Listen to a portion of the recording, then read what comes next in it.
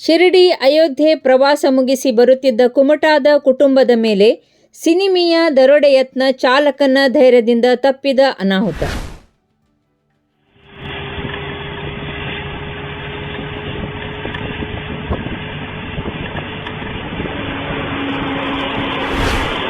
ಶಿರಡಿ ಅಯೋಧ್ಯೆ ತೀರ್ಥಯಾತ್ರೆ ಮುಗಿಸಿ ಹಿಂದಿರುಗುತ್ತಿದ್ದ ಕುಮಟಾದ ಕುಟುಂಬದ ಮೇಲೆ ಮಹಾರಾಷ್ಟ್ರದ ರಾಷ್ಟ್ರೀಯ ಹೆದ್ದಾರಿ 52ರಲ್ಲಿ ಸಿನಿಮೀಯ ರೀತಿಯ ದರೋಡೆ ಯತ್ನ ನಡೆದ ಘಟನೆ ಶುಕ್ರವಾರ ರಾತ್ರಿ ಬೆಳಕಿಗೆ ಬಂದಿದೆ. ಕುಮಟಾ ಕತಗಾಲ್ ಮಾಸ್ತಿಹಳ್ಳ ಮೂಲದ ಕುಟುಂಬವು ಗಜಾನನ್ ಟ್ರಾವೆಲ್ಸ್ನ ಟಿಟಿ ವಾಹನದಲ್ಲಿ ಪ್ರಯಾಣಿಸುತ್ತಿದ್ದು, ಸೊಲ್ಲಾಪುರ ಹತ್ತಿರ ಈ ಘಟನೆ ನಡೆದಿದೆ.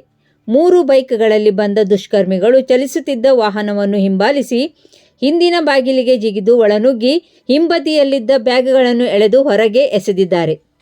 ಅಕಸ್ಮಾತ್ ನಡೆದ ಈ ಘಟನೆಯಿಂದ ಪ್ರಯಾಣಿಕರು ಭೀತಿಗೆ ಒಳಗಾದರು.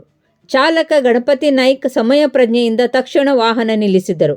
ಕಳ್ಳರು ದಾಳಿ ಮಾಡಲು ಮುಂದಾದಾಗ ಚಾಲಕ ವಾಹನದಲ್ಲಿದ್ದ ಅಡುಗೆ ಚಾಕುವನ್ನು ಹಿಡಿದು ಎದುರಿಸಲು ಮುಂದಾದರು.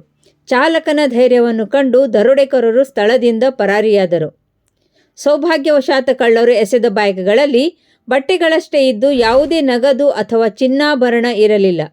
ಪ್ರಾಣಾಪಾಯದಿಂದ ಪಾರಾದ ಕುಟುಂಬವು ಬಳಿಕ ಸುರಕ್ಷಿತವಾಗಿ ಕುಮಟಾದತ್ತ ಪ್ರಯಾಣ ಮುಂದುವರೆಸಿತು. ಘಟನೆಯ ಕುರಿತು ಯಾವುದೇ ಅಧಿಕೃತ ಪ್ರಕರಣ ದಾಖಲಾಗಿಲ್ಲವಾದರೂ ಈ ಘಟನೆ ಪ್ರಯಾಣಿಕರ ಸುರಕ್ಷತೆಗೆ ಸಂಬಂಧಿಸಿದ ಆತಂಕವನ್ನು ಉಂಟುಮಾಡಿದೆ.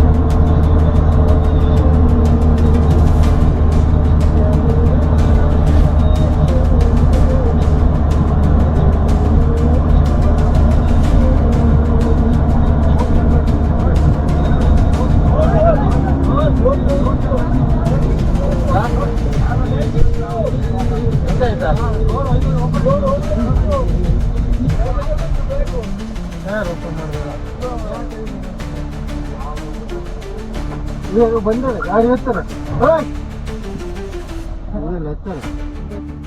ಜನ ಹತ್ತರ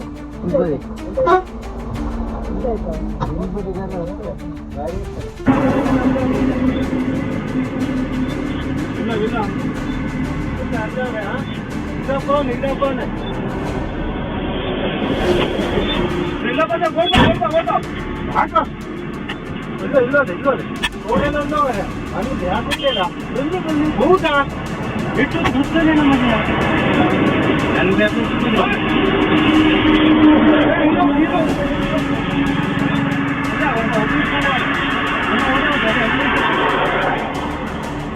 ಗೊತ್ತಿರೋ ಮರಿಯ ಗೊತ್ತಿರೋ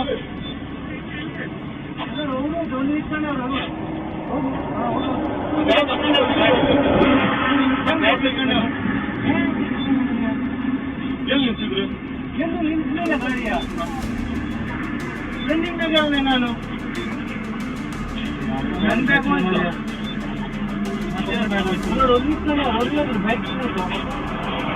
ಎಂತ ಆಯ್ತು ಎಂತ ಬ್ಯಾಂಕ್ ಬೇಕು